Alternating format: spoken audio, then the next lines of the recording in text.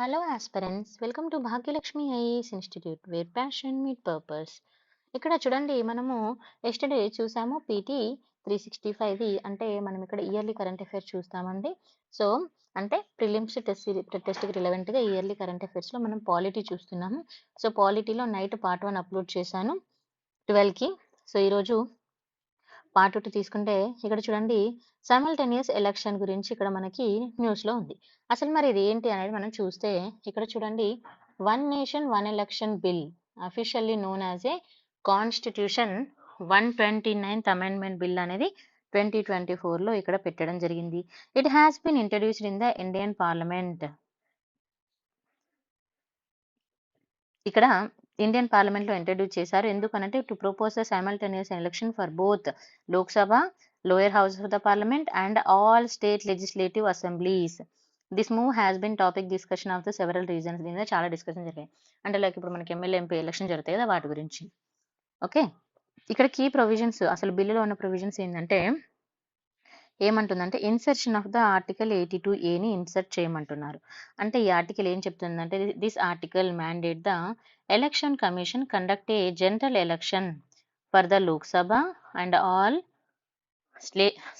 State legislative assembly simultaneous గా పెట్టాలని చెప్తుంది అన్నట్టుగా.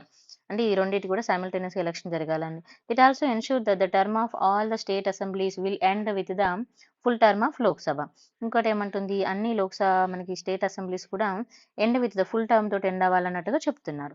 అయితే మరి ఇంకొక అమెండ్మెంట్ ఆఫ్ ఆర్టికల్ 83 తీసుకుంటే ఏమంటుందంటే it clarifies the definitions of the expired term.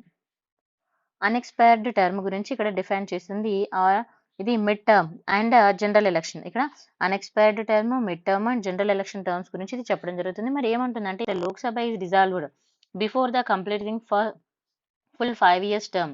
ఒకవేళ లోక్సభ మనకు కొన్నిసార్లు 5 years కంప్లీట్ అవ్వకముందే మనకు ముందస్తు ఎన్నికలు పెడతారు కదా. So the time between the dissolution and end of the term will be considered as a, అలా మనము టైం కంటే ముందు చేసిందని ఏమంటారు అని అంటే అన్ఎక్స్పైర్డ్ టర్మ్ అని అంటారు. మరి మిడ్ టర్మ్ ఎలక్షన్ అంటే ఏంటంటే it will be held new Lok Sabha will be formed only unexpired period.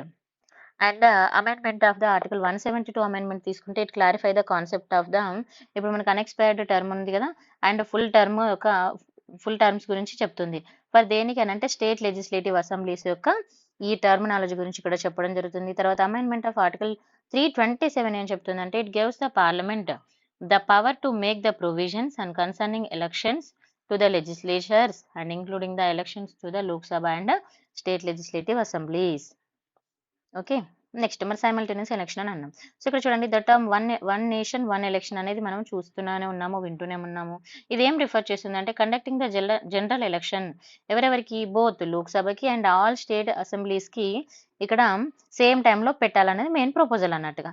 అయితే ఇంపార్టెంట్ గా తీసుకుంటే it does not mean the voting for all election will occurred అనే సింగిల్ డే. దీని అర్థం ఒకటే రోజులో అన్ని ఎలక్షన్ జరగాలని కాదు, ఒక రోజు అన్ని ఎలక్షన్ జరగలేదు కదా. సో అలానే కాదు, nation wide rather than it about the allegation of the electoral cycles and historical అంటే వాళ్ళ టైంని బట్టి కానీ అంతేగాని ఇప్పుడు ఒకసారి ఎమ్మెల్యేలకి ఒకసారి ఎంపీలకి మళ్ళీ 3 నెలల తర్వాత 6 నెలలు అట్లా కాకుండా మళ్ళీ కొన్నిసార్లు ఏమవుతుందంటే ఈ స్టేట్లో ఒకసారి జరుగుతుంది, ఇంకో స్టేట్లో ఒకసారి జరుగుతుంది, అలా కాకుండా సేమ్ టైంలో జరిగేలాగా చూసుకోవాలని చెప్తుంది. తర్వాత హిస్టారికల్ సైమల్టేనియస్ ఎలక్షన్ తీసుకుంటే 1951 to 52 అండ్ 57, 62, 67 ఇవన్నీ మనం చూడొచ్చండి. ఇక్కడ డిఫరెన్సెస్ చూడొచ్చు. అయితే ఇప్పుడు ప్రజెంట్ కరెంట్ గా ఉన్న డిబేట్ ఏంటి అని అంటే the proposal to reinstate the simultaneous election. అయితే మనకి ఈ సైమల్టేనియస్ ఎలక్షన్ ఎప్పుడున్నది మనకి 1951 నుంచి 1967 వరకు ఉంది. అయితే దాన్ని ఇప్పుడు మళ్ళీ రీఇన్స్టేట్ చేయాలి అన్నది ఇక్కడ మెయిన్ ప్రపోజల్ అన్నట్టుగా. సో దీని మెయిన్ ఏమంటే stream line the election process and reduce the election related cost. ఇప్పుడు ఒకసారి పెట్టడం వల్ల ఏంటంటే మన కాస్ట్ కూడా తగ్గుతుంది అని అంటున్నారు. అయితే ఇప్పుడు ఈ కాస్ట్ ని రెడ్యూస్ చేయడం, తర్వాత గవర్నెన్స్ యొక్క ఎఫిషియన్సీని ఇంక్రీజ్ చేయడం అనేది ఇక్కడ మనము చూడొచ్చు. And these are concern about the logical challenges and potential political implementation ఇవన్నీ మనం ఇక్కడ చూడొచ్చు. అయితే ఇక్కడ బిల్ వచ్చేసి మనకి స్పెసిఫిక్ దేని గురించి ఉందని మీకు అర్థమైంది కదా. సో నెక్స్ట్ వచ్చేసి స్టేట్ ఎలక్షన్ కమిషన్ SCE. ఇది మనకి న్యూస్ లో ఉంది. మరి ఎందుకు న్యూస్ లో ఉంది అని అంటే రీసెంట్లీ ద CAG కాగ్ అంటే ఏంటంటే controller auditor general so controller auditor general ఇక్కడ ఏం చెప్తుంది అని అంటే హైలైట్ ఇట్స్ రిపోర్ట్ ని హైలైట్ చేసింది on Karnataka that is disempowered of the state election commission is leading to delay in local government election. ఇక్కడ ఏమైందంట, డిలే అయిందంట లోకల్ గవర్నమెంట్ ఎలక్షన్ లో, ఇక్కడ డిలే అనేది చూసింది. సో దాని రిలేటెడ్ గా ఇక్కడ ఇది మనకి కరెంట్ అఫైర్స్ లో ఉండడం జరిగింది. అయితే about the state election commission, మరి ఇప్పుడు లోకల్ గవర్నమెంట్ ఎలక్షన్స్ ఎవరు చేస్తారండి, స్టేట్ ఎలక్షన్ కమిషన్ చేస్తుంది కదా. మరి అసలు ఫస్ట్ ఇప్పుడు మనం ఇక్కడ ఏం చదువుకోవాలి, స్టేట్ ఎలక్షన్ కమిషన్ గురించి చదువుకోవాలి. స్టేట్ ఎలక్షన్ కమిషన్ తీసుకుంటే it is an autonomous and constitutional body and it is responsible for conducting the elections ఎవరికి, to local self government. Local self government election ఎవరు కండక్ట్ చేస్తారండి, స్టేట్ ఎలక్షన్ కమిషన్. సో మరి ఇందులో ఏమేమి ఉంటాయి మనకి, panchayat raj institutions, urban local bodies కి ఇక్కడ స్టేట్ ఎలక్షన్ కమిషన్ అనేది కండక్ట్ చేస్తుంది. మనకి ఏ అమైన్మెంట్ వస్తుందండి, ఇక్కడ 73, 74 అమైన్మెంట్ కింద మనం ఇక్కడ చూడొచ్చు స్టేట్ ఎలక్షన్ కమిషన్. అయితే మరి దీని యొక్క ఫంక్షన్స్ ఏంటంటే, ఫస్ట్ డిలిమినేటింగ్ ద కాన్స్టిట్యుయెన్సీ, అంటే ensuring fair and representation in local body elections. Next electoral rolls తీసుకున్నప్పుడు prepared and revision of the voter list ని ప్రిపేర్ చేస్తుంది. అండ్ సీట్ రిజర్వేషన్ తీసుకున్నప్పుడు షెడ్యూల్ కాస్ట్, తర్వాత ఓబీసీ, ఎస్సీ, వీళ్ళకి SC, ST, OBC వాళ్ళకి seat reservation అనేది చూసుకుంటుంది. తర్వాత డిస్ప్యూట్ రిసొల్యూషన్, అంటే ఇప్పుడు లోకల్ ఎలక్షన్ లో ఉన్న డిస్ప్యూట్స్ రిజాల్వ్ చేయడంలో, అంటే క్యాండిడేట్స్ ఎవరైతే క్వాలిఫికేషన్స్ ఉన్న వాళ్ళని ఎలిమినేట్ చేయడం, క్వాలిఫైడ్ ఉన్న వాళ్ళని తీసుకోవడం, ఇవన్నీ అన్నట్టుగా. తర్వాత అడ్వైస్ టు గవర్నర్ కి అడ్వైస్ చేస్తుంది ఈ విషయంలో లోకల్ బాడీ ఎలక్షన్ లో. మరి ఎందుకు న్యూస్ లో ఉంది అని అంటే, ఇక్కడ ఇక్కడ చూడండి, supreme court in the Kishore Chandra case, చాలా చాలా ఇంపార్టెంట్, ఇలాంటివి చూసుకోవాలి ఎవరి కేసు అనేది. కిషోర్ చంద్ర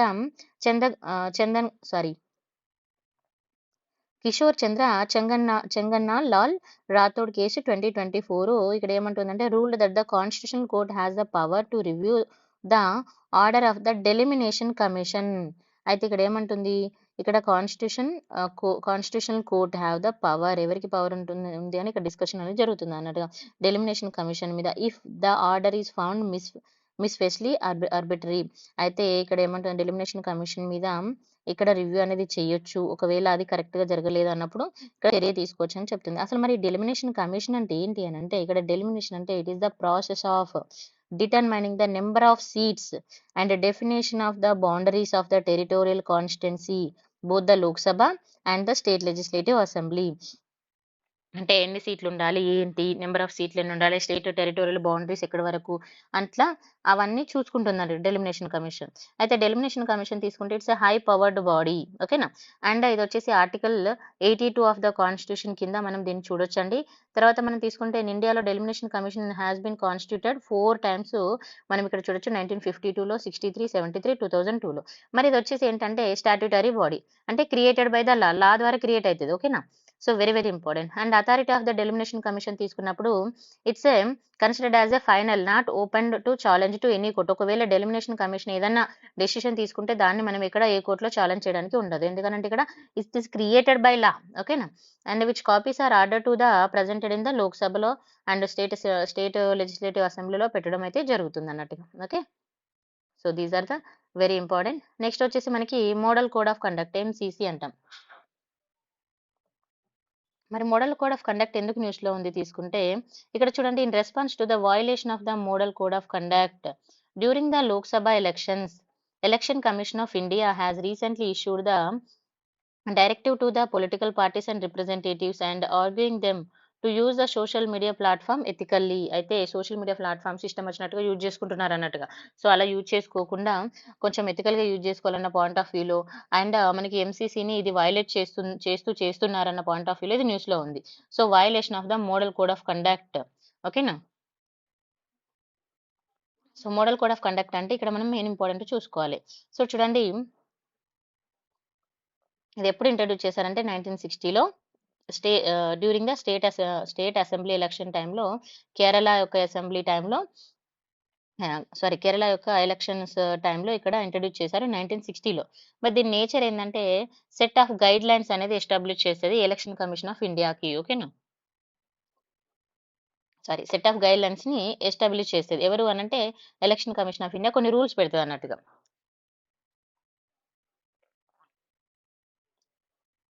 దీని మెయిన్ ఏమైందంటే ఫ్రీ అండ్ ఫెయిర్ ఎలక్షన్స్ అనేది కండక్ట్ చేయడము. అథారిటీ ఎవరంటే election commission of India derives the authority article 324 of the constitution important. And which grants the power to the superintendents and directions and control the ఎలక్షన్. దీనికి అన్ని powers కూడా ఉంటాయి, including the parliament, state legislative assembly and president, vice president.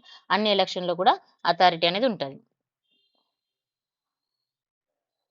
ఇక్కడ చూడండి, while constitution does not explicitly mention the MCC, remember this point very very important. And the Election Commission of India power to regulate the electoral conduct is recognized. What is the scope of the application anante?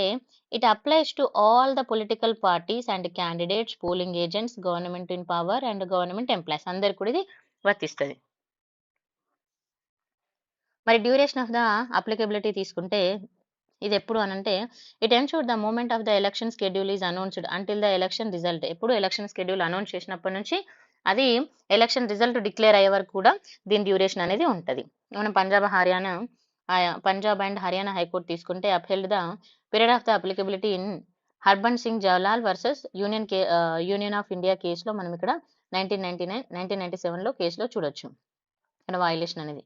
చూడండి, MCC does not have a statutory backing. అంటే దీని అర్థం ఏంటంటే ఇక్కడ మనకి violations cannot be prosecute directly under the code. అంటే దీని కింద డైరెక్ట్ గా రావు, కానీ ఇది ఏంటంటే లైక్ ఒక వాచ్ డాగ్ లాగా. And the certain provisions of MCC enforceable through the corresponding provisions and other state such as a Representation of the People Act 1951 and Bharatiya Sanhita BNS. For example false statements కానీ ఇవన్నీ దీని కింద మనం ఇక్కడ అంటే direct గా తీసుకోదు, బట్ అండర్ దీ సెక్షన్స్ కింద తీసుకుంటుందని చెప్తున్నారు. ఓకేనా. అండ్ ఓటర్ ఇంప్రెషన్ తీసుకున్నప్పుడు electoral offence section 172 A section కింద వస్తున్నాయని ఒకసారి చూసుకోండి. అయితే మనం recent directives election commission of India recent directives తీసుకున్నప్పుడు ఇక్కడ increasing the role of the social media in election అనేది చాలా ఎక్కువగా పెరిగింది. అసలు మెయిన్ న్యూస్ లో ఉండడానికి ఇదే రీజన్ అన్నట్టుగా వాళ్ళు ఇష్టం వచ్చినట్టుగా యూజ్ చేసుకుంటున్నారు, అది వైలేట్ అవుతుంది ఎంసీసీ అనే దానికి అనేది చెప్పడం జరుగుతుంది. మిస్ఇన్ఫర్మేషన్, హేట్ స్పీచ్, ఒకరి మీద ఒకరు మన ఏఐని పెట్టుకొని లేకపోతే కార్టూన్ లాగా చేసి ఇట్లా చేస్తున్నారు కదా, సో అది కరెక్ట్ కాదు, అది వైలేట్ అవుతుందని చెప్పడం జరుగుతుంది. ఓకేనా. నెక్స్ట్ వచ్చేసి లోక్సభ ఎలక్షన్స్ అండి. సో నేను కొంచెం బిజీగా ఉన్నాను. నేను ఈ లోక్సభ ఎలక్షన్ మీకు తర్వాత డిస్కస్ చేసి చెప్తాను. నేను ఎంత పాసిబుల్ అయితే అంత నేను త్వరగా చేసుకుంటూ నేను అప్లోడ్ చేస్తుంటాను. మీకు నచ్చితే వీడియోస్ కంటిన్యూ చేయండి. ఈ పీడిఎఫ్లు కావాలంటే మన యాప్లో అవైలబుల్గా ఉంటుంది. భాగ్యలక్ష్మి ఆన్లైన్ ఇన్స్టిట్యూట్ అని మన యాప్ గూగుల్ ప్లే స్టోర్లో ఉంటుంది. సో ఎవరికన్నా తెలియకపోతే ఈ నెంబర్కి వాట్సాప్ చేయండి. Thank you so much for watching. If you like the video, like, share and subscribe.